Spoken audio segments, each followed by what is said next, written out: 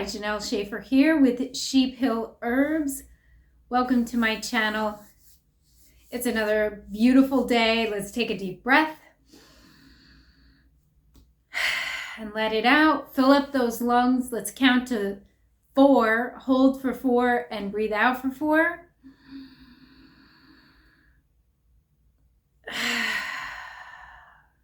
So deep breathing is so important.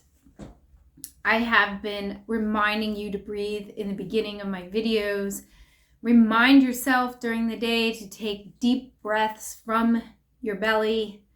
The shallow, nervous breaths are when we're in fear or fight or flight. So just slow your body down, slow your nervous system by taking good deep breaths. So if you are new, welcome.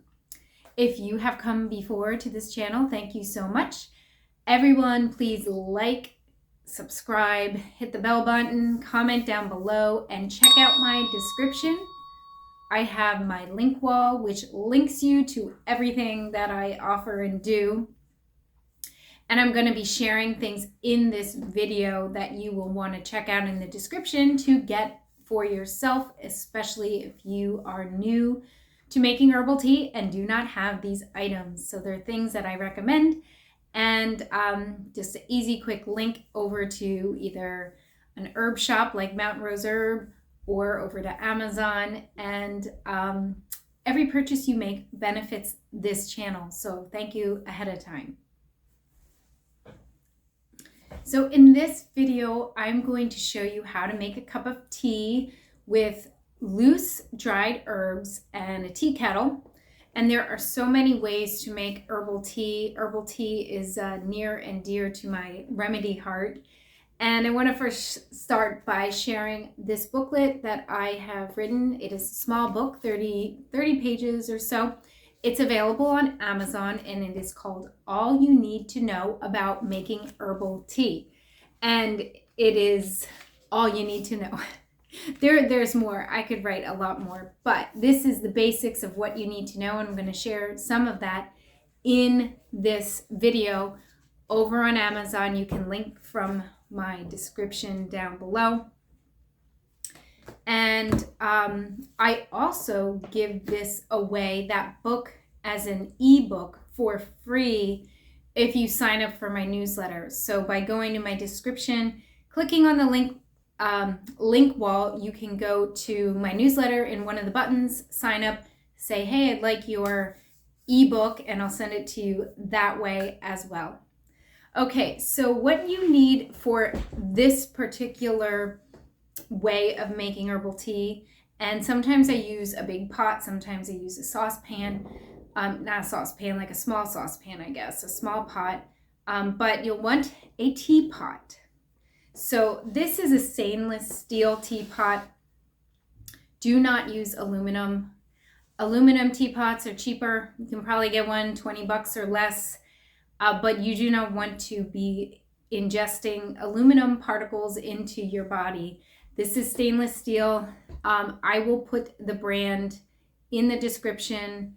Looks like 0XO. I think I still have the box that I can write the brand, but I will find a stainless steel, if not this one, very similar. They are more expensive, $50 or more, but you want to have good tools when you're making herbal tea. Same with this tea strainer. Now this tea strainer is also stainless steel and it is this fine mesh. It is not like a cheap dollar store, strainer that I have purchased before that starts rusting, and so you're getting weird stuff again into your tea. You want to have good tools.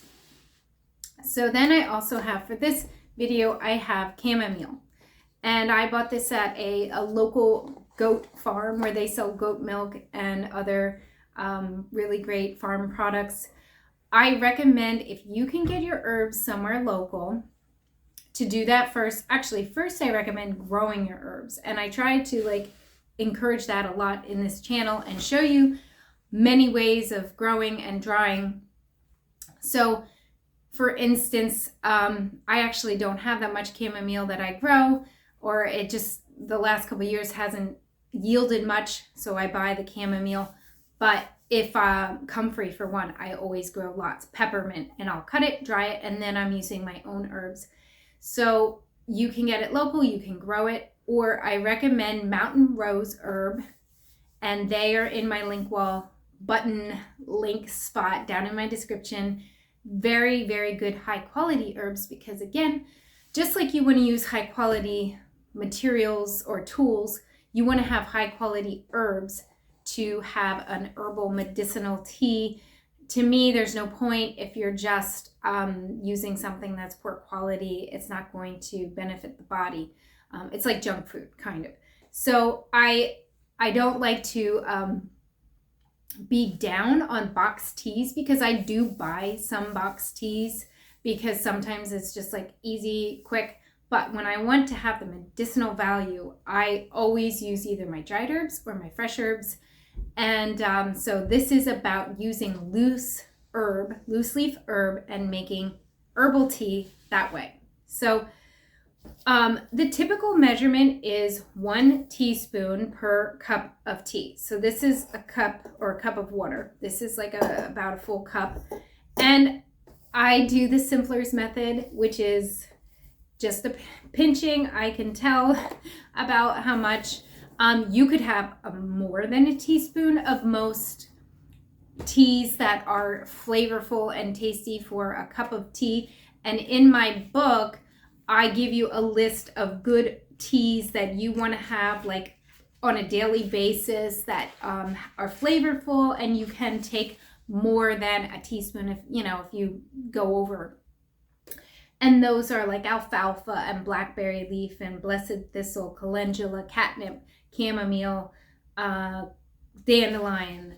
So when drinking teas that are very, like, I guess I've been using the word medicinal. So when drinking teas that have a stronger action, those teas are often like herbs that are bitter. And oftentimes I have to make them in a different method. I don't want to confuse things, but those certain herbs that are more, let's say black walnut. I have some very popular black walnut videos. And black walnut is often used in a parasite cleanse or antifungal kind of cleanse. It is not tasty like chamomile or like catnip. You can drink it in a tea. Most people don't want to drink something like black walnut as a tea. And if they were, I would say be more specific with your measurements.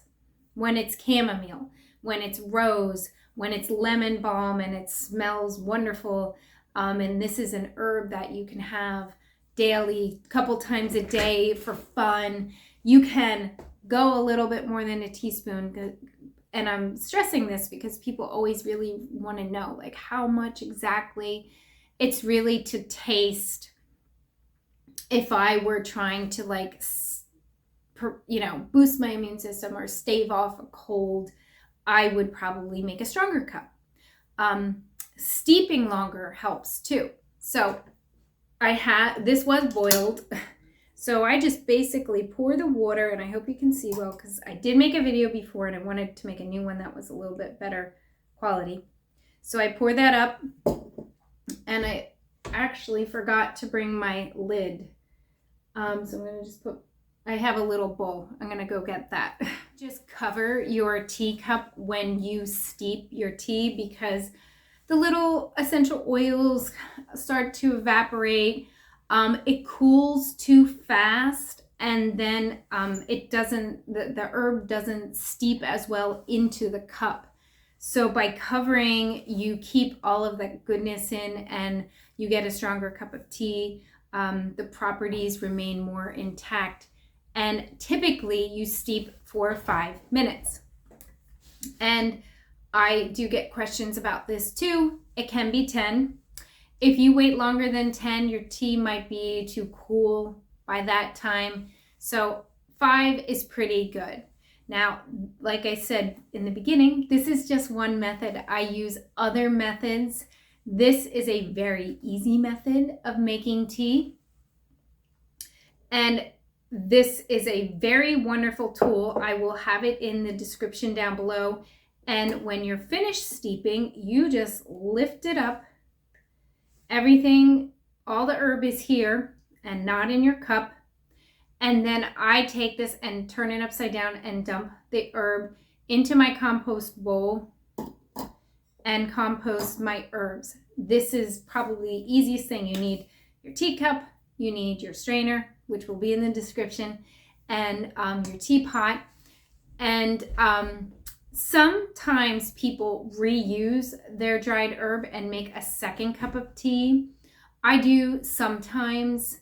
You can try it, and depending on the herb, like if it's a bark, which I usually simmer anyway, but let's say I had some dandelion root. Sometimes it's stronger the second time. Chamomile would probably be lighter the second time. So there you have it. That is all you need to know about making a cup of tea with a teapot. I hope you enjoyed this video. If you haven't commented yet, comment down below and share this video, and come again soon.